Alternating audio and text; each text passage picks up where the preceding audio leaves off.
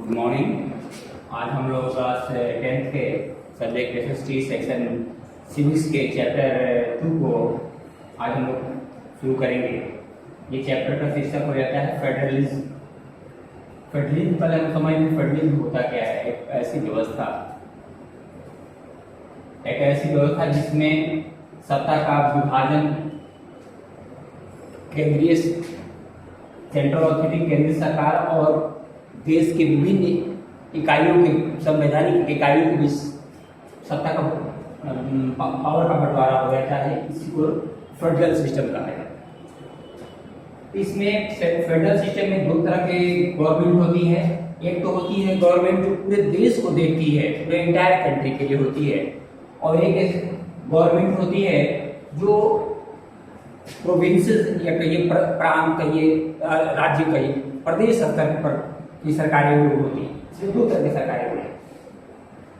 तो प्रदेश स्तर की सरकारें जो होती हैं जो अपने प्रदेश स्तर per day to day administration के बारे में जो देख रेख करती है, रोजमर्रा का जो भी प्रशासन व्यवस्था है, ये सारी व्यवस्था जो है प्रदेश स्तर पर सरकार लेती है।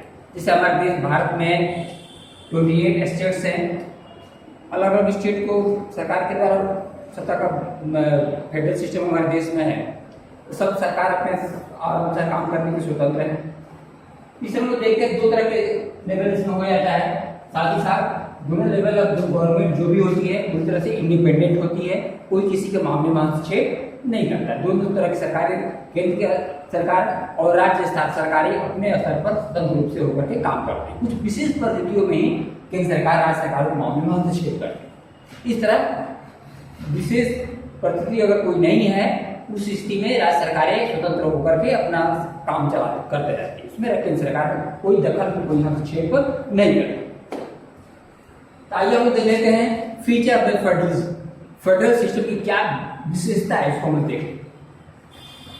तो पहला तो विशेषता ये हो जाता है, इसमें दो या दो से अधिक स्तर की सरकारें एक साथ काम करती हैं।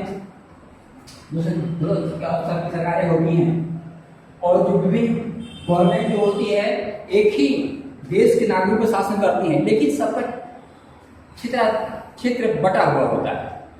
उस हिसाब से अपने शासन व्यवस्था चलाते हैं। खास करके इस मामलों में लेजिस्लेशन, कानून बनाने के मामले में, टैक्स लगाने के लिए, कर लगाने के, और साथ ही साथ एडमिनिस्ट्रेशन प्रशासन चलाने के मामले। ये जो केंद्र और राज्य सरकारें होती है अपने इन मामलों की तरह से स्वतंत्र होती है। तीसरा हो जाता है इसका जुडिशल और रिस्पेक्टिव लेवल जो है, इसमें जो भी होता है संविधान में केंद्र सरकार का क्या अधिकार है, किनकी मामलों को देखेगी, राज्य सरकार को क्या क्या अधिकार है, कितने क्षेत्रों तक कितने मामलों को देख रेख करेगी, सब कुछ संविधान में अच्छी तरह से लिख दिया है इसमें, ताकि किसी कोई कंफ्यूजन नहीं है, किसी के मामले में अनावश्यक हस्तक्षेप नहीं करे। इसके लिए पूरी तरह संविधान में हमारा हर चीज केंद्र सरकार का अधिकार होगा, क्या क्या मामले केंद्र सरकार के अंतर्गत आएंगे, क्या क्या चीजें राज्य सरकार में देखेंगे, ये सारी चीजें स्पष्ट रूप से लिखी। इसके बाद हम देख लेते चौथा इसका फीचर हो जाता है, इसमें जो भी संविधान जो बहुत सारे जो मौलिक प्रावधान दिए गए हैं, तो ऐसा नहीं है कोई भी लेवल की सरकार, चाहे केंद्र सरकार हो या राज्य सरकारी, अपने मन से कोई किसी चीज को बदल नहीं सकती। बदलने के लिए कोई जो भी मौलिक चीजें हैं, उसको फंडामेंटल चीजों को बदलने के लिए केंद्र और राज्य सरकारों की सहमति जरूरी है। ऐसा नहीं कि केंद्र सरकार बिना राज्य सरकारों को अनुमति के कोई बहुत फंडामेंटल चीजें हैं उसको बदल नहीं सकती। इसके बाद पांचवा इसका हो जाता है, इसमें देश के न्यायपालिका को संविधान के साथ ही साथ राज्य सरकारों और केंद्र सरकारें को जो भी अधिकार दिए गए, पावर दिया गया है, उसकी व्याख्या करने का अधिकार।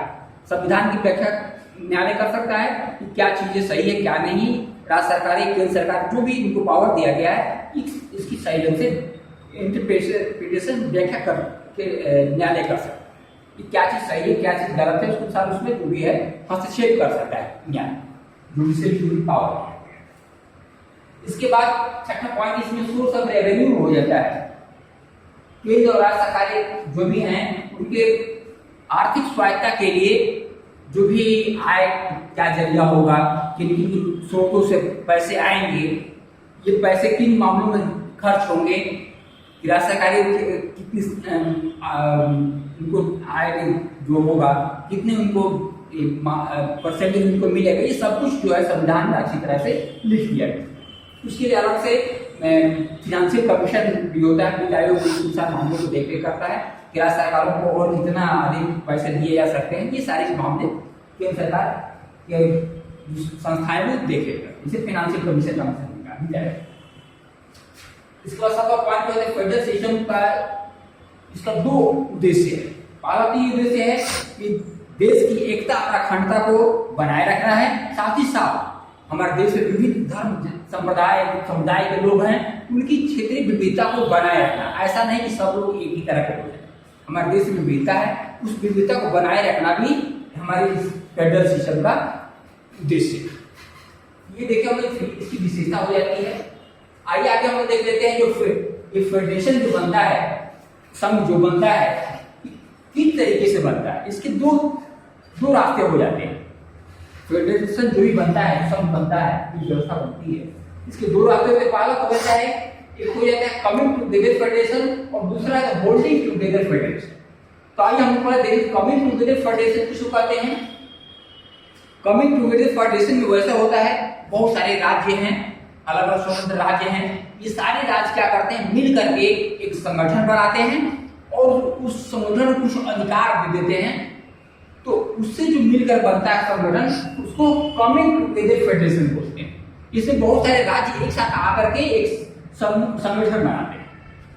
और इसमें क्या होता है, कमिंग टुगेदर फेडरेशन में राज्य सरकारें जो है सबको बराबर पावर होता है। और साथ ही साथ ये फेडरेशन जो है, जो संघ बनता है, इसमें राज्य सरकारें केंद्र सरकार से ज्यादा ताकतवर होती है, इनके पास ताकत ज्यादा, पावर ज्यादा है। दूसरे तरफ फेडरेशन हो जाता है होल्डिंग टुगेदर फेडरेशन। पहले हम देखें कमिंग टुगेदर फेडरेशन के एग्जांपल हम लोग ले लेते हैं, जैसे यूनाइटेड स्टेट्स ऑफ अमेरिका हो गया, साथ ही साथ ऑस्ट्रेलिया हो गया, स्विट्जरलैंड हो गया। इन देशों में कमिंग टुगेदर फेडरेशन, यानी यहाँ पर बहुत सारे राज्य, अलग अलग राज्य थे, ये साथ मिलकर इन्होंने एक संघ बनाया, संगठन। होल्डिंग टुगेदर फेडरेशन में क्या होता है, एक बड़ा राज्य है, बड़ा देश है, ये क्या करता है, जो इसके पास अधिकार है, उस अधिकार को क्या करता है, ये अपने जो अलग प्रदेश हैं उनके बीच बांट देता है। उनको भी कुछ अधिकार दे देता है और केंद्र सरकार के पास अधिकार होता है। इस तरह के जो संगठन बनता है, संघ बनता है, इसको होल्डिंग टुगेदर फेडरेशन बोलते हैं। इसमें राज्य अलग अलग नहीं होते, ये सारे पूरा देश एक साथ होता है।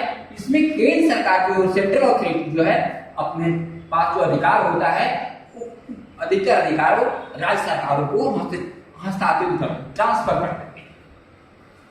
इस तरह के एग्जाम्पल में हम देख सकते हैं, हमारा देश इंडिया हो गया, साथ ही साथ इंडिया के साथ और बहुत सारे देश हो जाते हैं, इंडिया हो गया, बहुत सारे देश हो जाते हैं। तो इसमें क्या होता है, होल्डिंग टुगेदर फेडरेशन में केंद्र सरकार, जैसे हम देखे थे कमिंग टुगेदर फेडरेशन में राज्य सरकारें ताकतवर थी, इसके ठीक विपरीत, ठीक उल्टा हिस्सा होता है। इसमें केंद्र सरकार जो सेंट्रल अथॉरिटी होती है, उसके पास पावर ज्यादा होता है, राज्य सरकारों के पास पावर कम होता है। यानी राज्य सरकारें कम पावरफुल नहीं होती जितनी केंद्र सरकार पावरफुल होती है। ठीक है, नेक्स्ट वीडियो में इसको आगे कंटिन्यू करेंगे।